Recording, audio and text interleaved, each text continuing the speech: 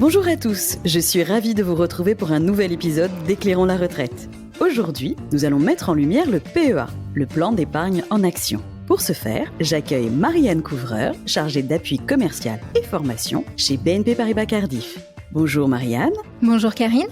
Marianne, pour commencer, pourriez-vous nous présenter le PEA ? Bien sûr, le PEA, ou plan épargne en action, est un produit d'épargne permettant d'acquérir et de gérer un portefeuille d'actions d'entreprises européennes telles qu'Air Liquide, Santander, Siemens, tout en bénéficiant d'avantages fiscaux. Il existe deux types de PEA. Le PEA dit classique, qui peut être un PEA bancaire ou un PEA assurance, et le PEA PME, dédié au titre des petites et moyennes entreprises. On se concentrera dans le podcast sur le PEA assurance.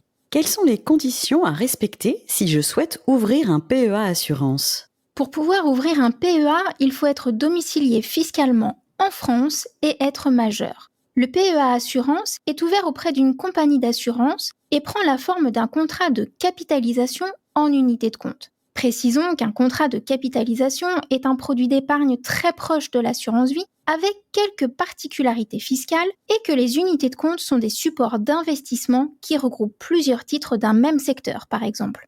Les sommes versées sont alors investies dans des titres ou actions pouvant figurer sur un PEA bancaire.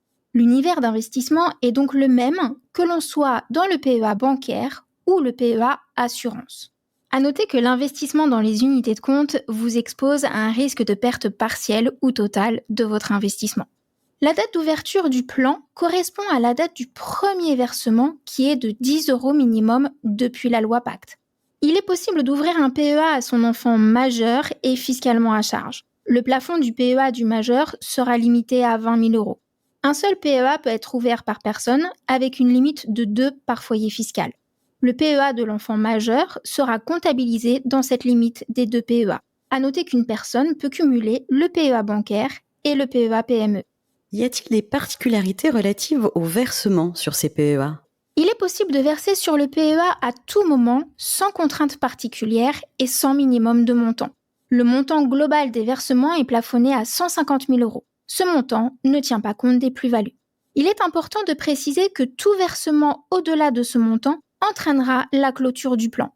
Pour le PEA PME et le PEA jeune, les plafonds sont différents puisqu'ils sont respectivement de 225 000 € et de 20 000 €. Le PEA bancaire est composé d'un compte dit espèce qui reçoit les versements et d'un compte titre dans lequel se trouvent les titres achetés par le client. Lorsque le client verse des fonds dans son PEA, par exemple 50 000 €, les sommes arrivent sur le compte espèce. Il pourra ensuite acheter des actions ou des unités de compte avec ces fonds, donc à l'aide de ces 50 000 €. Mais il ne pourra pas acheter pour plus que cette somme, sauf à effectuer un nouveau versement. Le PEA assurance est composé uniquement de la partie titres. Les versements effectués par le client sont directement investis dans les titres choisis par le client. Poursuivons, si vous le voulez bien, sur les différents supports d'investissement disponibles. Quel est l'univers d'investissement du PEA assurance ? Les supports d'investissement du PEA assurance sont les mêmes que ceux que nous pouvons trouver dans un PEA bancaire, à savoir des actions européennes et des OPCVM. Les OPCVM correspondent à un organisme ayant pour objectif la gestion de fonds investis dans des actions et des obligations. Mais dans le cas du PEA assurance, le client ne pourra pas acheter les titres en direct. Il ne pourra pas acheter d'actions, mais uniquement des unités de compte. En effet, il sera tributaire de la liste des supports proposés par l'assureur. Ce qui est différent du PEA bancaire dans lequel le client peut investir sur toutes les actions qu'il souhaite et toutes les unités de compte, même celles de la concurrence. D'ailleurs, pourriez-vous nous expliquer quelles sont les différences entre l'univers d'investissement du PEA et celui de l'assurance vie ou même du PER, le plan d'épargne retraite ? Dans un contrat d'assurance vie ou même dans un PER, vous pourrez investir en fonds en euros. En plaçant ces fonds sur du fonds en euros, le client va prendre très peu de risques. Son capital sera garanti. Toujours dans un contrat d'assurance vie ou un PER, le client peut aussi investir dans des fonds obligataires ou encore dans d'autres zones géographiques que l'Europe. Dans un PEA, le fonds euro n'existe pas, même dans le cas d'un PEA assurance. La seule zone géographique dans laquelle le client peut investir est la zone européenne. Il est très important de noter que tous les contrats, assurance vie, PER, PEA Assurance, ne proposent pas les mêmes supports. Chaque assureur a sa propre gamme d'unités de compte. Il est essentiel de vérifier les supports éligibles au contrat avant de souscrire. Néanmoins, tous ces contrats sont complémentaires dans le cadre d'une stratégie patrimoniale. Il est recommandé de faire le point avec son conseiller pour placer au mieux son épargne en fonction de ses projets. Revenons aux caractéristiques du PEA Assurance. Quels sont les différents modes de gestion proposés ? Selon les contrats, différents modes de gestion sont possibles. Cela peut être une gestion libre, ou bien une gestion conseillée, ou encore une gestion dite sous mandat. Dans le cadre de la gestion libre, le client va gérer tout seul son ou ses contrats. S'il souhaite avoir des conseils ou des pistes d'investissement, il peut alors opter pour une gestion conseillée. Son conseiller lui apportera alors des propositions d'investissement. Liberté par la suite au client de les suivre ou pas.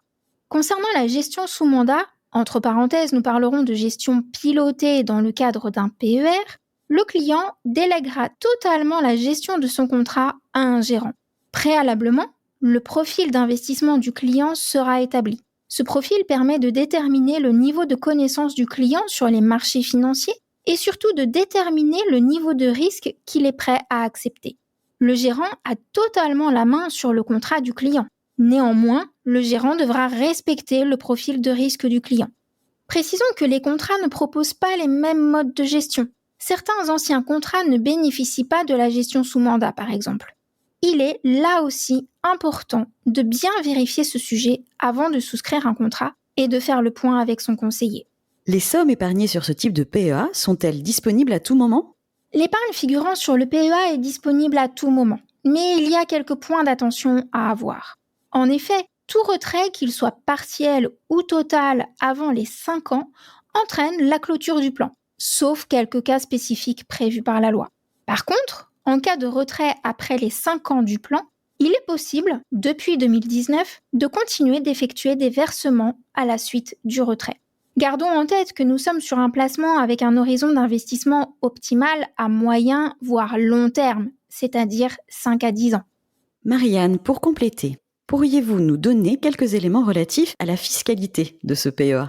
Le PEA est un des placements connus pour avoir une fiscalité avantageuse après 5 ans. C'était 8 ans avant la loi Pacte.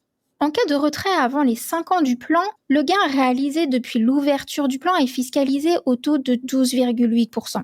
À cela s'ajoutent les prélèvements sociaux de 17,2%.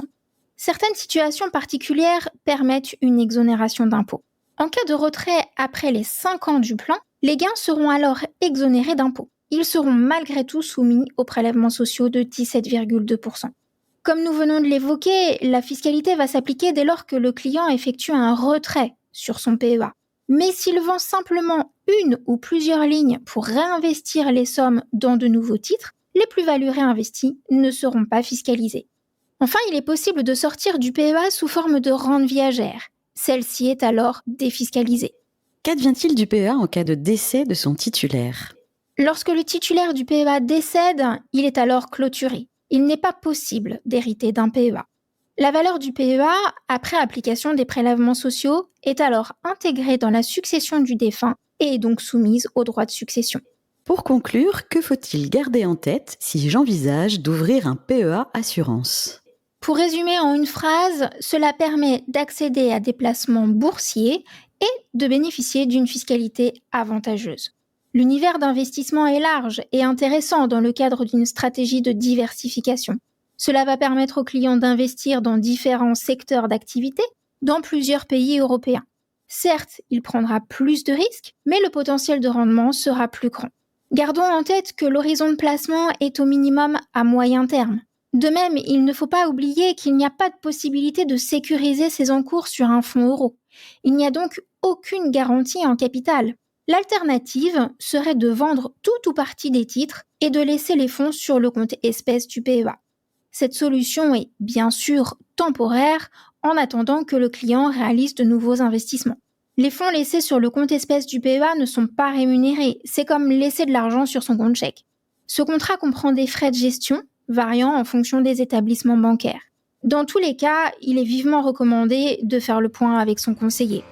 Un grand merci pour ces éclairages, Marianne. Nous espérons que le PEA Assurance n'a plus aucun secret pour nos auditeurs. Et pour compléter cet épisode, je vous propose de nous retrouver pour un autre podcast où vous nous expliquerez comment préparer sa retraite avec le PEA. Alors à très vite pour un nouvel épisode d'Éclairons la retraite.